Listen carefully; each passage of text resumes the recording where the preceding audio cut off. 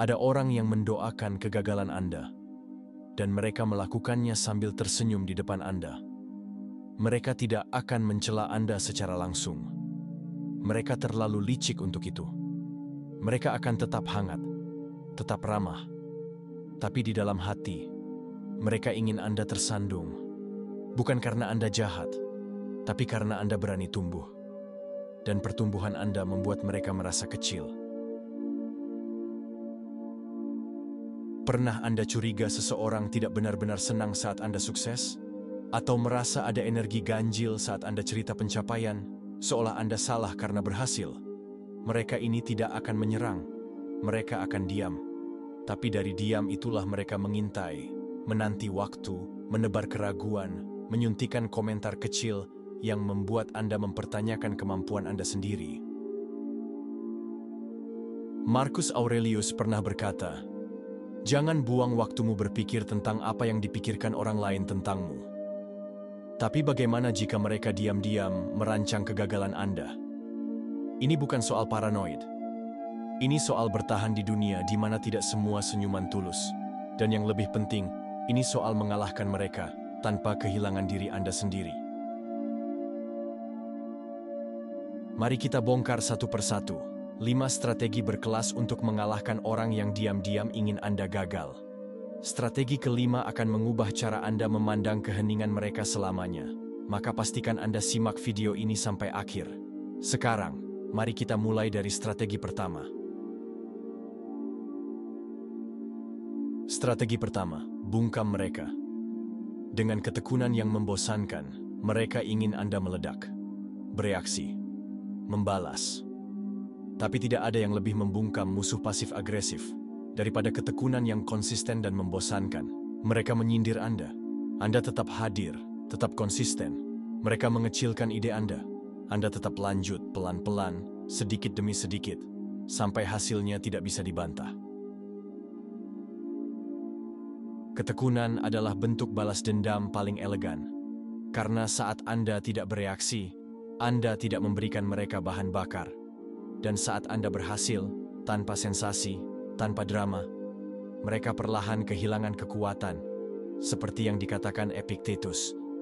Jika Anda ingin maju, persiapkan diri Anda untuk dianggap bodoh dan tidak tahu apa-apa. Karena diam dalam proses adalah teriakan paling keras saat hasilnya tiba. Kemenangan sejati bukan yang membuat mereka kagum, tapi yang membuat mereka kehabisan kata. Strategi kedua, jaga rahasia. Seperti Anda menjaga luka lama, apapun yang mereka tidak tahu, mereka tidak bisa rusak. Terkadang, mereka tahu terlalu banyak, karena Anda yang membocorkannya. Kita cerita soal mimpi, rencana, target, berharap dipahami. Tapi kenyataannya, tidak semua orang layak jadi pendengar. Musuh tersembunyi senang mencatat celah Anda. Mereka tidak menyerang saat Anda kuat. Mereka menyerang saat Anda lelah, saat Anda kecewa, saat Anda goyah.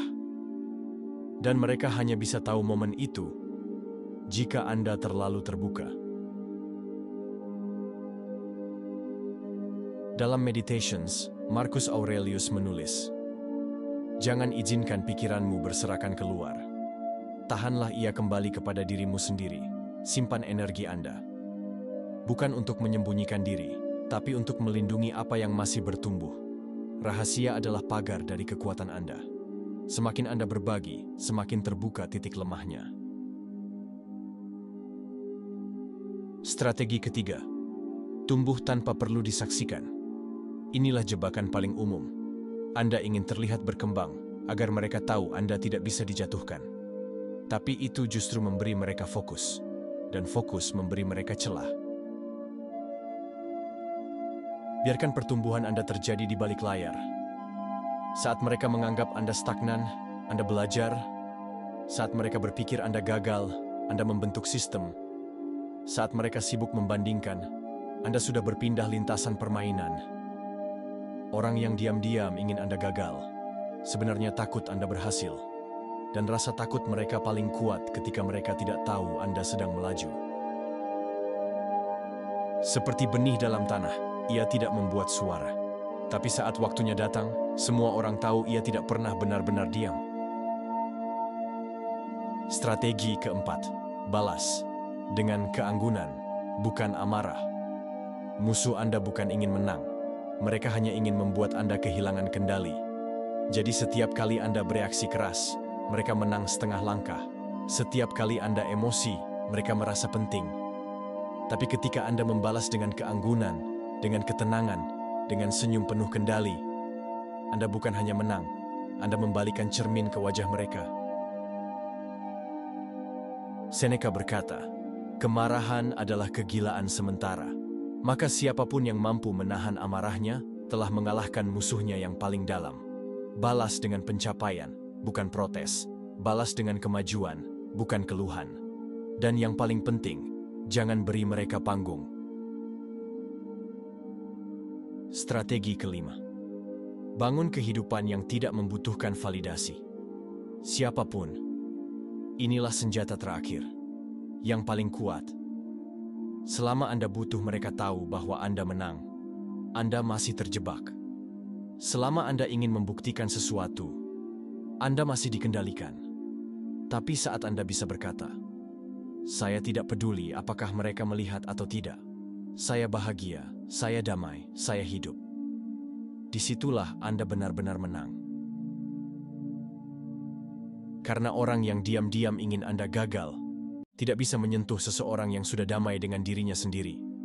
Stoicisme tidak mengajarkan untuk menghindari serangan, tapi untuk tidak membutuhkan pembuktian eksternal. Karena kemenangan sejati bukan tentang membuat mereka kagum, tapi tentang membebaskan diri dari permainan mereka. Mereka ingin Anda ragu, mereka ingin Anda lelah, mereka ingin Anda mempertanyakan apakah semua perjuangan ini layak dilanjutkan. Dan Anda tahu apa hal paling menyakitkan bagi mereka. Bukan ketika Anda membalas, bukan ketika Anda marah, tapi ketika Anda terus melangkah, tanpa menjelaskan apapun, tanpa membuktikan apapun, dan tetap bahagia.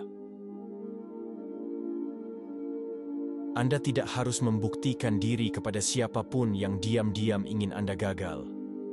Karena pada akhirnya, rasa damai di dalam diri Anda jauh lebih berharga daripada kekaguman semu dari orang yang tidak pernah benar-benar mendukung. Jangan bertarung di panggung yang mereka buat. Bangun panggung Anda sendiri. Hidup di luar logika mereka. Dan biarkan keberhasilan Anda jadi kebisingan yang tak bisa mereka redam. Sekarang saya ingin tahu, pernahkah Anda merasa dikhianati secara diam-diam oleh orang yang Anda percaya? Tulis pengalaman Anda di kolom komentar, karena siapa tahu kisah Anda bisa menyadarkan orang lain yang sedang terjebak di situasi yang sama. Dan kalau video ini terasa menampar atau menyadarkan Anda, tolong bantu bagikan. Bisa jadi, seseorang di luar sana sedang butuh mendengarnya hari ini. Klik subscribe, dan jangan lewatkan video selanjutnya. Karena itu bisa jadi salah satu video paling penting untuk menjaga arah hidup Anda. Ingat, Anda tidak harus keras untuk menang, tapi Anda harus tenang untuk bertahan.